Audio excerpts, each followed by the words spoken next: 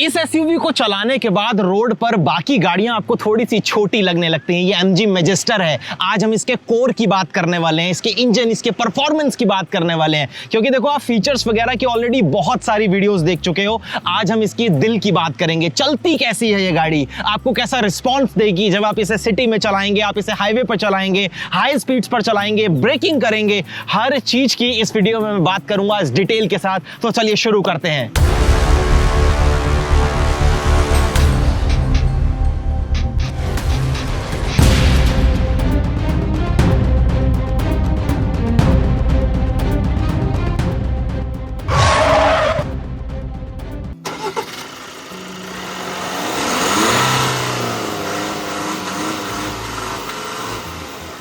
चलिए जी, सबसे पहले इंजन करा हमने क्रैंक अप और शुरू होने के बाद इंजन जो है ना वो आपको फील हो जाता है कि इंजन स्मूथ है।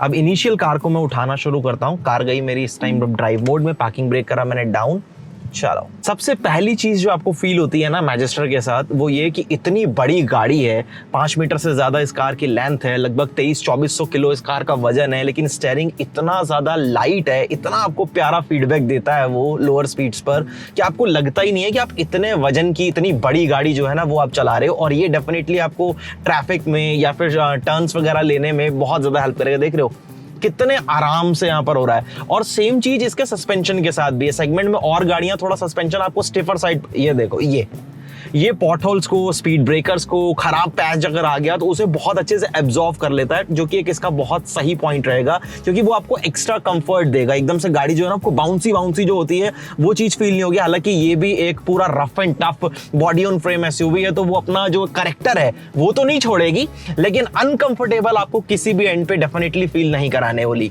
अब देखो आइडल से जब आपकी गाड़ी आप खड़ी रखते हो ना स्टैंड स्टिल, तो वहां पर आपका जो आरपीएम है वो लगभग 700 या 800 आरपीएम के आसपास ये आइडल रहता है।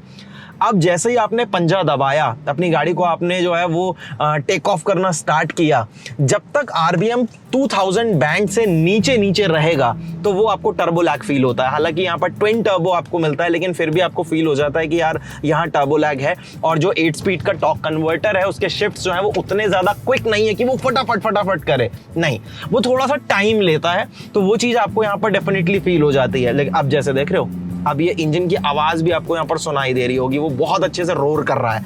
अब जैसे ही वो आरपीएम आपका क्रॉस हो गया 2.5 या 2.2, वहां पर आपकी जो गाड़ी है वो जो ऑन पेपर आपको फिगर्स दिख रहे हैं ना 478.5 न्यूटन मीटर ऑफ टॉर्क, फिर वो आपको रोड के ऊपर फील होना शुरू हो जाता है। टर्न्स है, बॉडी रोल है, लेकिन हाँ इतना नहीं कि वो आपका कॉन्फिडेंस ही आपसे ले ले, आपको प्रॉपर एक कॉन्फिडेंस फील होता है। इवन यहाँ पर ऐसे रास्तों पर भी जहां पर मैं अभी लगभग देखो 80, 85, 60 ये स्पीड्स पर मैं चल रहा हूं, और अच्छे खासे टर्न्स जो है ना, अच्छे खासे शार्प टर्न्स जिन्हें आप कहेंगे, उनको करने में भी आपको प्रॉपर एक कॉन्फिडेंस यहाँ पर डेफिनेटली फील हो रहा है। ब्रेकिंग की बात करूं, 85 की अभी मैं स्पीड पर हूं इस टाइम, लो मैंने मारा ब्रेक, ये देखो ये मतलब प्रॉपर एग्रेसिव ब्रेकिंग है, काफी एग्रेसिव है। मतलब मैं ये नहीं कहूंगा कि हाँ बेस्ट इन द सेगमेंट हो गई है, लेकिन फिर भी जो गाड़ी का वेट है, जो इसका साइज है, उसको इतनी अच्छी तरीके से बियर कर लेना और बहुत अच्छा आपको फीडबैक देना, तो वो आपको एक और कॉन्फिडेंस फील होता है कि यार मैं अगर कार को लेकर रोड पर जा रहा हूँ, हाईवे पर जा रहा हूँ, मैं हाई स्पीड्स पर इसको लेकर जाऊंगा, तो ये मेरे को एक प्रॉपर कॉन्फिडेंस दे रही है, चाहे वो हैंडलिंग की बात हो या ब्रेकिंग की बात हो। अब ग्लॉस्टर की बात करूं, जो अब नाम बदलकर मैजेस्टर हो गया, फेसलिफ्ट कह लो, जनरेशन चेंज कह लो, आपकी चॉइस है, उससे ये जो प्रोडक्ट है अभी जो मैजेस्टर है वो मच इंप्रूव प्रोडक्ट है। सबसे पहले स्टीयरिंग लेदर रैप्ड है, प्रीमियम फील आपको यहाँ पर डेफिनेटली देता है। एर्गोनॉमिक्स वाइज गाड़ी एकदम सॉर्टेड है, यहाँ आपको जो अपना शिफ्टर मिल जाता है प्रॉपर।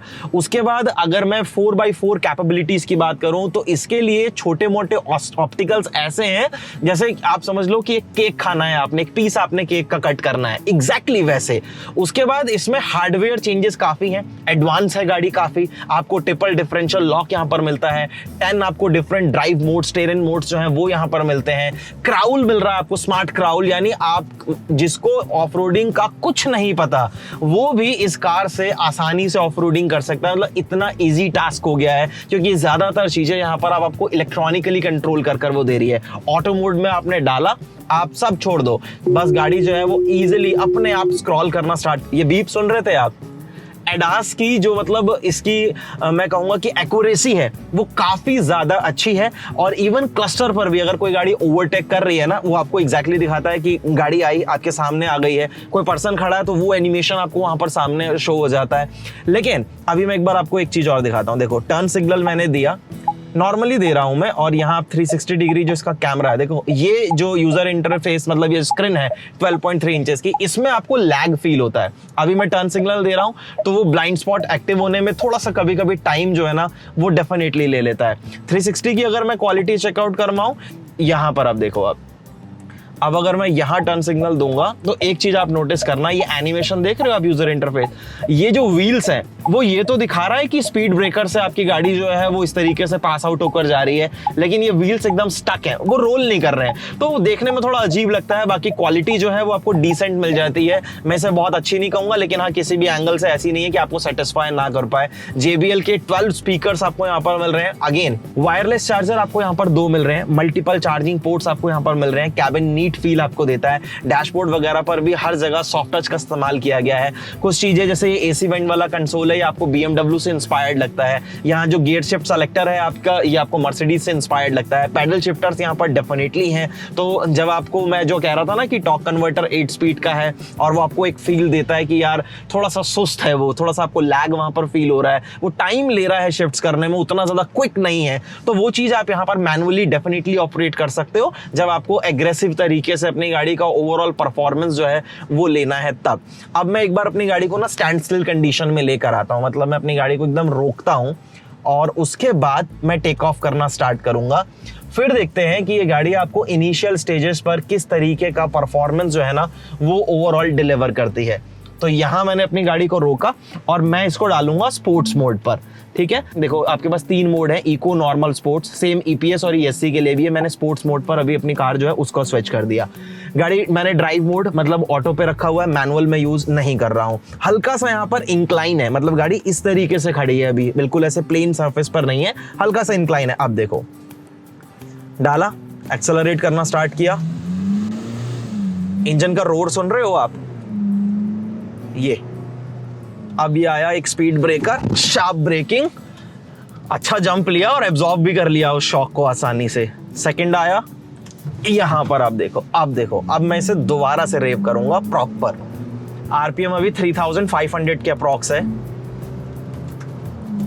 D5 पर आ गए हम, और ये शार्प टर्न्स पर जो कॉन्फिडेंस दे रही है ना गाड़ी आपको, इतना बड़ा साइज होने के बाद भी 5 मीटर से ज्यादा बड़ी गाड़ी है, अच्छा खासा वेट है, तो स्टीयरिंग हाई स्पीड पर एकदम हार्ड हो जाता है, काफी हार्ड हो जाता है, मतलब आपको प्रॉपर एक कॉन्फिडेंस आएगा, वो उतना ज्यादा लाइट नहीं रहता, फिर अच्छा फीडबैक आपको मिलता है। और जैसे ही आप नॉर्मल स्पीड्स पर आ जाते हैं, स्टीयरिंग इतना लाइट हो जाता है, आप कुछ भी करो, एक सिंगल फिंगर से आप रोटेट करो, आपको प्रॉपर यू टर्न लेना है तो आपको वहां स्ट्रगल नहीं करना पड़ रहा। तो ये एक बहुत ही सही चीज है ओवरऑल इस मैजेस्टर के बारे में। हाईवे पर ये गाड़ी आपको पूरा मजा देगी चलने पर, जो इसकी रोड प्रेजेंस है ना बहुत ही ज्यादा मैसिव है, बहुत मैसिव प्रेजेंस आपको ये गाड़ी डिलीवर करती है, और हाईवे पर आपको प्रॉपर एक मजा भी देगी, कॉन्फिडेंस भी आपको फील होता है, सीट्स भी कंफर्टेबल है और एम्बियंस भी है। कैबिन जो है गाड़ी का वो आपको काफी अच्छी फील देता है, एक प्रीमियम वाइब जो है वो डेफिनेटली आती है। क्यों? डैशबोर्ड वगैरह पर हर जगह सॉफ्ट टच मटेरियल का इस्तेमाल किया गया है, स्टीयरिंग वगैरह की जो क्वालिटी है मटेरियल की वो भी आपको काफी अच्छी लगती है। लेकिन कुछ इश्यूज है। इश्यूज क्या है? देखो आपको हेडलैम्प वगैरह के लिए या जो आपकी फ्रंट की दोनों सीट्स वेंटिलेटेड दी गई हैं, प्लस ये आपको 8 वे एडजस्टेबल मिलती है, को ड्राइवर 12 वे आपको ड्राइवर, मसाज सीट्स हैं 8 वे, तो वो सारी चीजें आपको टच में, यानी अगर आप लैंप्स की भी बात करूं तो सनरूफ के लिए तो फिलहाल आपको ऊपर कंट्रोल्स दिए गए हैं, आपको वॉइस कमांड भी मिलता है, हेलो MG ओपन सनरूफ, ये देख रहे हो, तो इस मामले में बिल्कुल ठीक है। हेलो MG क्लोज सनरूफ, मैं एक बार इसे फिलहाल बंद ही कर देता हूं। लेकिन अब आप लैंप्स देखो यहाँ पर, जिसकी मैं बात कर रहा था, हेडलैम्प के जो बेसिक कंट्रोल है, आपको ऑटो मोड पे रखना है, लो बीम हाई बीम पे स्विच करना है, वो सारी चीजें आप, हेडलाइट लेवलिंग के लिए भी आपको टच बेस कंट्रोल्स यहाँ पर दिए गए हैं। तो वो मतलब बहुत ज्यादा टच के लिए ना आपको क्या करना पड़ता है कि रोड से अपना जो फोकस है वो हटाना पड़ता है, स्क्रीन के ऊपर आपको स्विच करना पड़ता है। लेकिन हाँ अच्छी चीज है, आपको ट्रिपल जोन क्लाइमेट कंट्रोल मिलता है, ड्राइवर, को ड्राइवर और सेकेंड रो के लिए। और उस चीज में आपको एक एडवांटेज जरूर मिलेगा कि ट्रिपल जोन क्लाइमेट कंट्रोल है और उसके फिजिकल बटन्स यहाँ पर नीचे जरूर दिए गए हैं, वो एक अच्छी चीज है। लेकिन ये जो हेडलैम्प वगैरह जैसे बेसिक कंट्रोल्स हैं, ये भी अगर एटलीस्ट आपको यहाँ पर फिजिकल कंट्रोल्स प्रॉपर दिए जाते तो वो मेरे हिसाब से ज्यादा बेटर चॉइस हो सकती थी, जो कि मैं मिस कर रहा हूँ। कंफर्ट भी आपको यहाँ पर बढ़िया मिलेगा, उससे रिलेटेड कोई इशू नहीं है। स्टोरेज वगैरह भी आपको गाड़ी में मोर देन इनफ मिल जाता है, कप होल्डर्स वगैरह सब कुछ अवेलेबल है। और कार की जो सबसे कंफर्टेबल सीट्स है ना, ये फ्रंट की दोनों ही सीट्स हैं। अब मैं आपको सेकंड रो में बैठकर दिखाता हूँ कि वहाँ कितना स्पेस है, फिर हम थर्ड रो की भी बात कर लेते हैं।